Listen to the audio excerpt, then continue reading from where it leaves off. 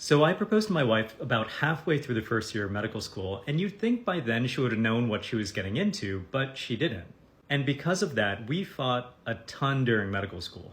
And I think one of the main problems was that we were long distance. I was in Pittsburgh and she was in Philadelphia. This was 4 years. And despite what you may think, Pennsylvania is an incredibly long state. So it took us a long time to get back and forth to see each other. During the week, she worked at an art museum in Philadelphia and I was being a medical student in Pittsburgh. So I was in class and I was studying for tests and it was pretty intense.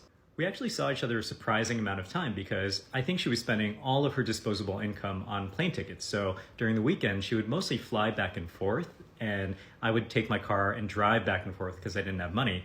So when I think back, I think we actually saw each other pretty often, probably 3 out of 4 weekends, which is pretty amazing. But despite the fact that we saw each other quite often, we were at different places in our lives. She was working full time, so on the weekends, she wanted to relax and connect. On the other hand, I was a student, so I was usually studying for some really huge exam during the week, and if the test was on Friday, all I wanted to do on the weekend was party. And if the test was on Monday or Tuesday, I was in crazy cram mode, so I was still studying for that test.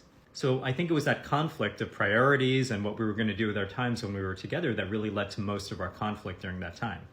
Things were tough during the clinical years, but it was for totally different reasons. Despite all the problems that we had, we're obviously married now. So I think the way that we got through it was that we kept communication pretty open. And despite having differing priorities and fighting during the visits, we never left it on a bad note. We always communicated, and I think for the most part saw eye to eye before we left and parted ways. So if you're in medical school and in a serious relationship, hopefully that's helpful for you as you go through what is a very, very tough time of your life. I'm Dan the Darwinian Doctor. I'm a urologic surgeon, investor, and founder of Sirius Real Estate. Follow for more.